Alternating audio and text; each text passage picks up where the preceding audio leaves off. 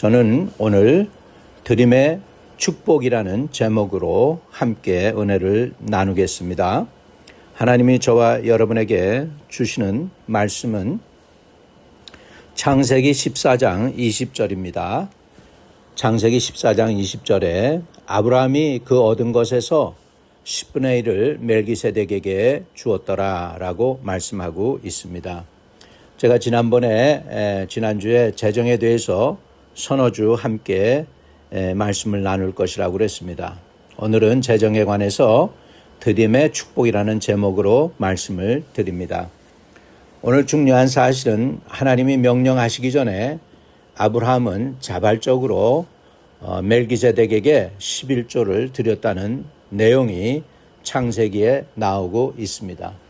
이것은 나중에 모세가 모세의 율법을 백성들에게 나눠 주기 전에 이미 그 전에 11조로 아브라함이 멜기세덱에게 구별해 드린 내용이 나오고 있는 것이죠. 11조는 율법 이전의 원리입니다. 아브라함이 11조를 드렸고 그 다음에 야곱도 그리고 나중에 모세 율법으로도 11조를 드렸으니까 11조는 사실 율법보다도 먼저 있었다는 것을 우리가 알 수 있습니다. 야곱도 이제 바단 아람 쪽으로 향해서 나가게 될 때에 그는 이렇게 하나님께 소원합니다.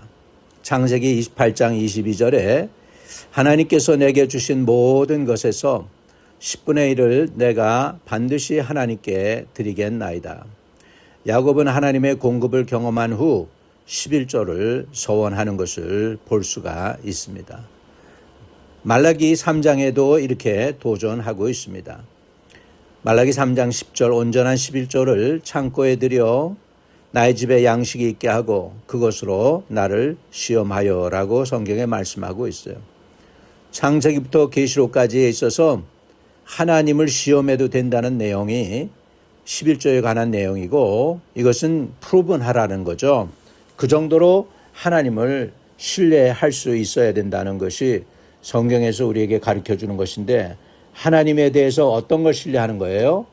재정, 공급하시는 하나님이라는 것을 우리가 믿어야 온전한 11조도 드릴 수 있고 하나님을 제대로 섬길 수 있습니다. 성경에서 나를 시험해 보라라고 말씀하신 내용은 거의 유일한 말씀이 바로 이 구절입니다. 말라기 3장 10절이요. 그러면서 3장 10절에서는 이어서 이렇게 얘기합니다. 하늘문을 열고 너에게 복을 쌓을 곳이 없도록 붙지 아니하나 보라라고 말씀하고 있습니다. 여기서 중요한 것은 하나님은 부자가 되게 해주겠다 그렇게 말씀하시지 않으셨습니다. 하나님은 내가 너를 책임지겠다라고 말씀하신 것입니다. 여러분, 광야에서 하나님께서 이스라엘 백성에게 만나를 내리실 때에도 보면은 하나님께서 이렇게 약속하십니다. 내가 너희를 위하여 하늘에서 양식을 비같이 내리리니라고 말씀해 주셨습니다. 확인하기를 원하시면 출애굽기 16장 4절에 있습니다. 하나님께서 10년치, 50년치 또는 1년치 양식이 아닌 매일매일 양식을 하늘에서 비같이 내려주시겠다고 했습니다.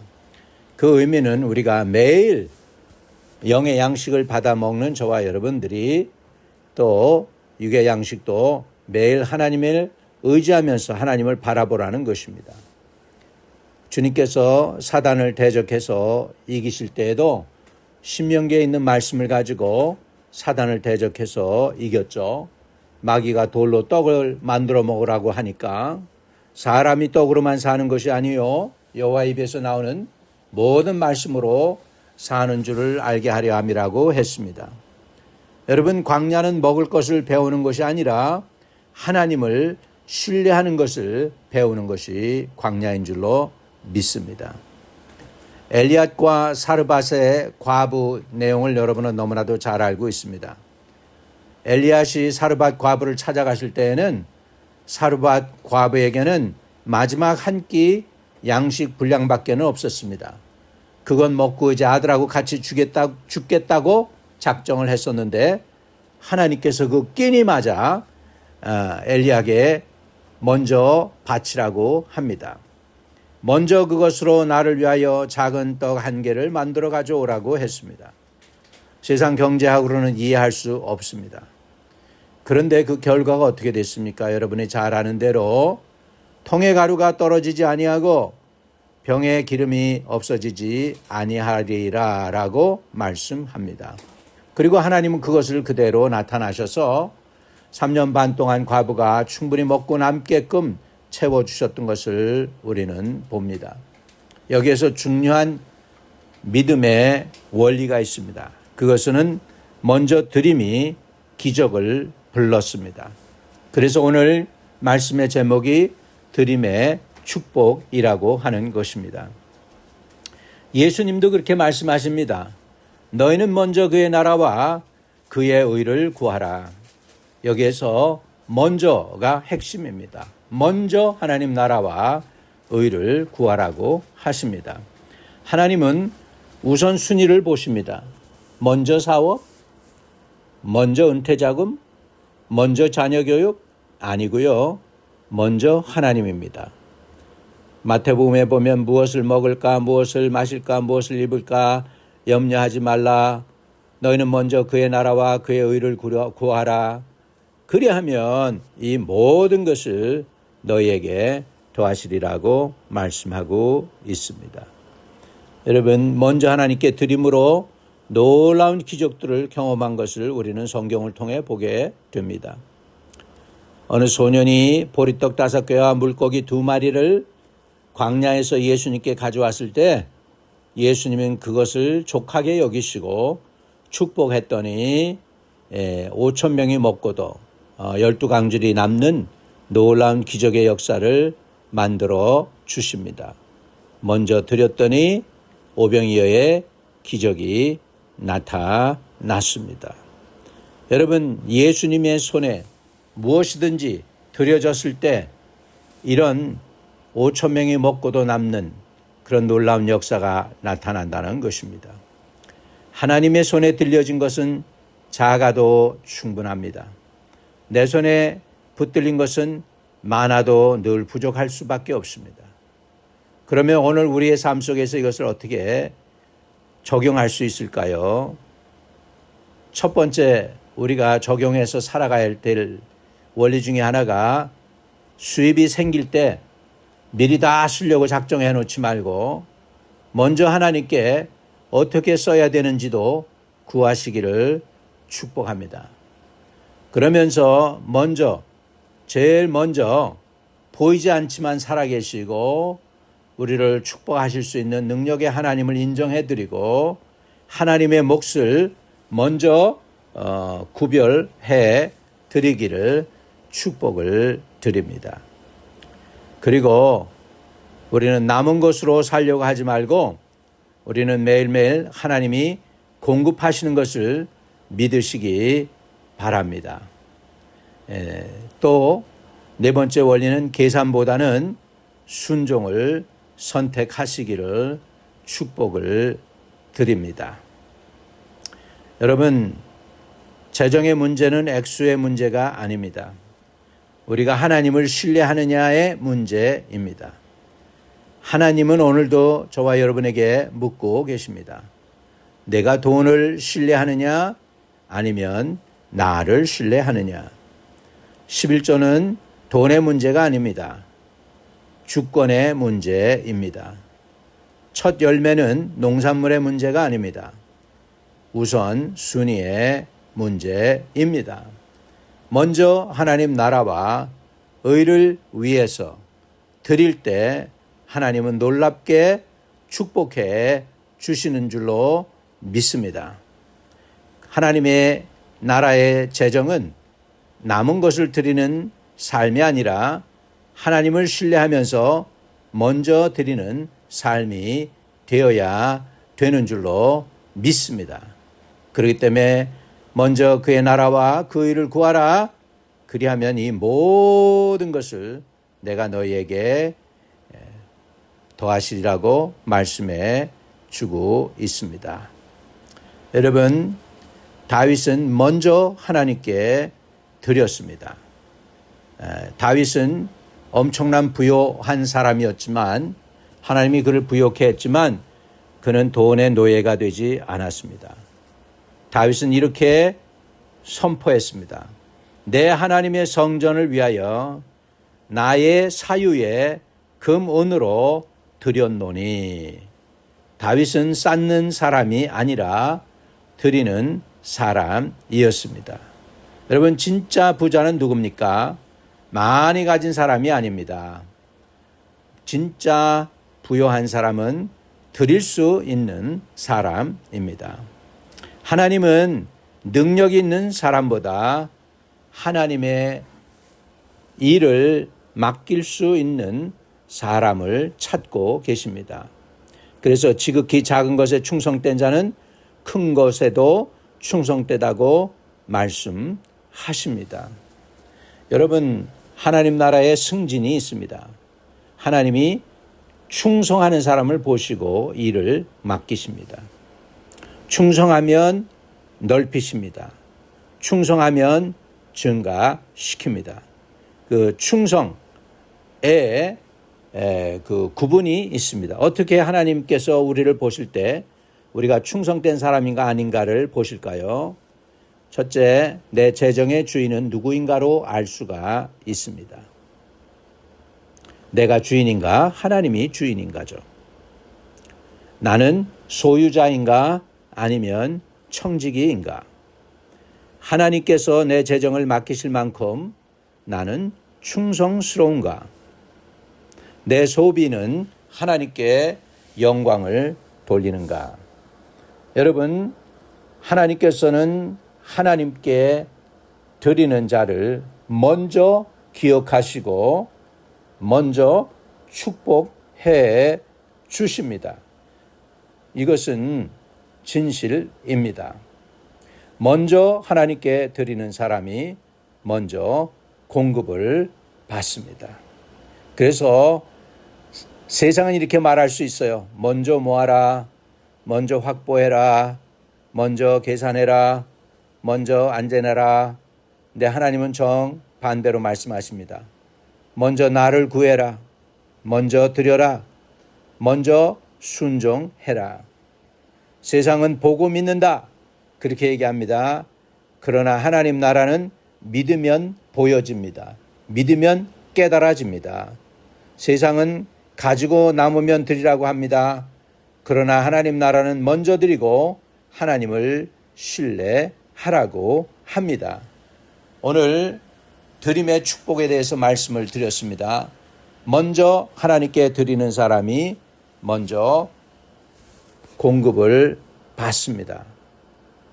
그래서 하나님께서는 이스라엘 자손 중에서 사람이나 짐승이나 물을 하고 초태생은 다 거룩히 구별하여 내게 돌리라고 말씀했고, 내 재물과 내 소산물의 처음 익은 열매로 여호와를 공경하라고 했습니다. 하나님은 남은 것을 요구하지 않으십니다. 첫 것을 요구하십니다. 여러분, 첫 것을 드리는 게 믿음이기 때문입니다.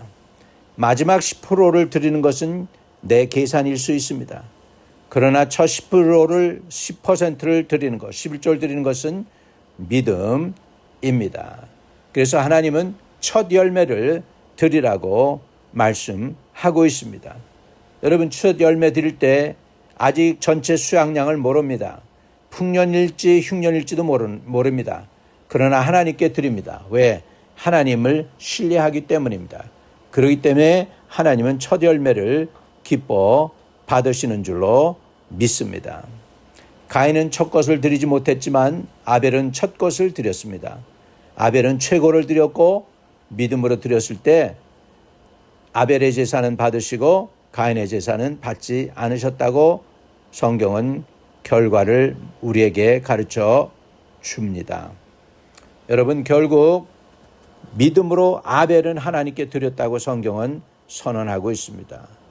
여러분, 우리가 드릴 때 믿음이 다음 단계로 업그레이드 됩니다. 드릴 때 하나님의 기적을 먼저 체험하게 됩니다. 드릴 때 먼저 공급해 주시는 하나님의 은혜를 받게 됩니다. 아브라함도 그 얻은 것에서 10분의 1을 멜기세덱에게 주었다라고 성경은 분명히 얘기하고 있습니다. 오늘도 저와 여러분이 먼저 드려서 받는 복을 누리시기를 바랍니다. 어느 날 바닷가에 나갔습니다. 사람들이 고기를 잡으려고 하니까 낚시에다가 먼저 조그만 고기를 이렇게 끼워 넣는 걸 봤습니다. 그리고 그 고기를 먼저 던졌더니 큰 고기를 낚아옵니다. 그래가지고 좀 더 이렇게 배를 타고 나가더니 깊은 곳에 새로 잡은 좀 큰 고기를 더 던졌더니 더 큰 고기가 잡히는 걸 봤습니다. 여러분, 그런 것입니다. 낚싯바늘에 아무것도 안 들이면 잡을 수가 없습니다. 먼저 뭔가를 줄 때 더 큰 고기를 잡을 수 있습니다. 여러분, 먼저 하나님께 드림으로 인하여 하나님께 영광 돌림으로 공급하시는 하나님의 놀라운 기적을 체험하게 되시는 저와 여러분이 되시기를 간곡히 축복을 드립니다.